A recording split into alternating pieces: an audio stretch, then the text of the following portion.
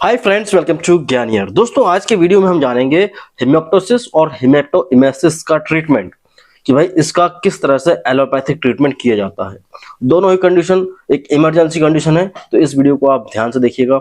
कोई भी दवा अपनी मर्जी से यूज नहीं करना है। ये वीडियो सिर्फ और सिर्फ आपकी जानकारी के लिए होते हैं। तो हेमेप्टोसिस मतलब होता है भाई कि आदमी जब खांसता है तो उसके बलगम में कई बार ब्लड आ जाता है या उसके थूक में ब्लड आ जाता है। ठीक है, तो ये हल्का सा रेड होता है, ज्यादा डार्क रेड नहीं होता है। जब आदमी खांसता है तो कई बार ऐसा लगता है कि ये इसको कोई लंग कैंसर तो नहीं है। ठीक है, तो जो आपके स्पिट में अगर ब्लड आ रहा है तो इसे बोलते हैं हेमेप्टोसिस, हेमेप्टिसिस। और दूसरा है हेमेटोइमेसिस। हेमेटोसिस मतलब कि कई बार उल्टी के दौरान खून की उल्टियां हो जाती है, आपने सुना होगा, बहुत ज्यादा डेंजर कंडीशन होती है। तो खून की उल्टी कर देता है कई बार आदमी, या नॉर्मली उल्टी करता है तो उसमें कई बार ब्लड आ जाता है। तो इन दोनों को किस तरह से मैनेज किया जाता है हॉस्पिटल के अंदर, तो वीडियो को आप पूरा देखिएगा। देखिए दोस्तों, यहाँ पर अगर बात की जाए दोनों ही केसेस में, तो दोनों ही केसेस में पेशेंट को अगर पास के नजदीकी हॉस्पिटल लेके गए हैं आप, तो वहां पर प्राइमरी ट्रीटमेंट के तौर पर उसे जो है डीएनएस या आरएल की बोतल लगाई जा सकती है।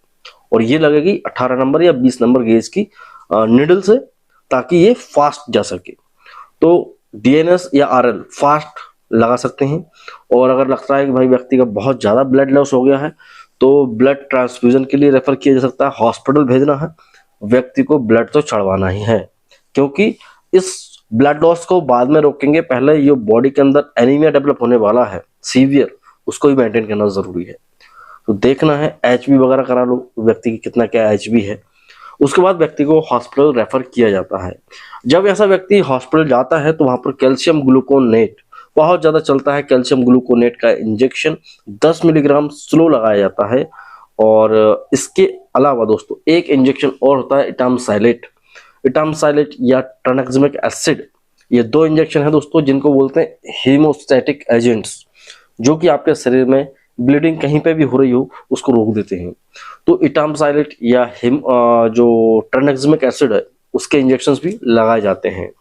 तो ये 4-4 घंटे में लगाए जाते हैं। मतलब कि ट्रानेक्जिमिक एसिड की टैबलेट को ही दिन में 3-3 बार खिलाया जाता है, इंजेक्शन को भी लगभग 4-4 घंटे में दिन में 3 बार लगाया जा सकता है।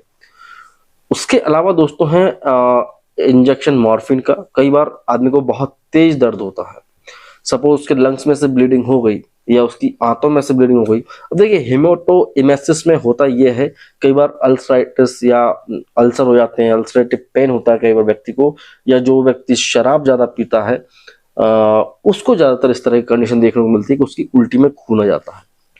तो इतना कर दिया, डीएनएस या आरएल की बोतल चढ़ा दी, ब्लड ट्रांसफ्यूजन कर दिया, हीमोग्लोबिन की जांच हो गई, उसके बाद आपने एक कैल्शियम ग्लूकोनेट का इंजेक्शन लगा दिया स्लो, साथ ही मॉर्फिन लगा दिए ताकि उसको दर्द तकलीफ थोड़ी कम हो जाए। उसके अलावा दोस्तों इंजेक्शन आता है डेक्सामेथासोन। ये भी आईवी लगाया जाता है, जो कि एनाफाइलेक्सिस और रिएक्शंस जो एलर्जीज हो रही हैं उसको रोकता है। कई बार सूजन वगैरह आ जाती है अदर पार्ट्स पे, अदर ऑर्गन्स पे सूजन आ जाती है, उसको रोका जाता है। अब यहाँ पे अगर बात की जाए स्पेशली अगर हिमोप्टिसिस की, कि भाई व्यक्ति के जो बलगम है, खकार है, उसमें ब्लड आ रहा है, तो उसमें व्यक्ति को ज्यादातर एंटीबायोटिक्स चलाए जाते हैं। जैसे कि सेफाजोलिन एंटीबायोटिक है या सेट्रेक्सोन है, ये चलाए जाते हैं। क्योंकि वहां पर एक अंदेशा रहता है, एक सस्पेक्ट रहता है कि व्यक्ति को कहीं ट्यूबरक्लोसिस तो नहीं हो रही। तो अगर आपको ट्यूबरक्लोसिस की जांच करानी है और प्रॉपर उस व्यक्ति को टीबी का इलाज देना है, कई बार टीबी के मरीजों में भी ब्लड आ जाता है, जरूरी नहीं कि हर बार वो लंग कैंसर हो। हेमेटोइमेसिस कि भाई व्यक्ति के अगर उल्टियां होती हैं, तो देखिए कई बार आंतों के अंदर ब्लीडिंग हो जाती है, या आपने कुछ ऐसा कुछ खा लिया जो कि अनवांटेड चीज है, जैसे कोई ग्लास वगैरह निकल गया, तो आंतें कट जाती हैं, स्टमक पे स्टमक अल्सरेटिव ब्लीडिंग हो जाती है। तो यहाँ पर आपको ध्यान देना है, ऐसे व्यक्ति को रायल्स ट्यूब डालकर उसके स्टमक को धोया जाता है ठंडे पानी के द्वारा। ठंडे पानी के द्वारा धोने के बाद रेनिटिडिन का इंजेक्शन लगाया जाता है।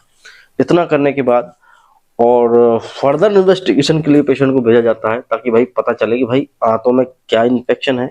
आंतों की यूएसजी की एंडोस्कोपी, ये सारी चीजें होती हैं। उसके बाद ही आपको जो है इस ब्लीडिंग से आराम मिलता है। अगर बलगम में ब्लड आ रहा है तो दोस्तों यहाँ पर ट्यूबरक्लोसिस की प्रॉब्लम हो सकती है। तो आई होप आप समझ गए होंगे। वीडियो अच्छा लगा है दोस्तों, यहाँ तक देखा है तो प्लीज लाइक करें, हमारे चैनल को सब्सक्राइब करें। मिलते हैं आपसे अगली वीडियो में, जब तक के लिए जय हिंद, वंदे मातरम।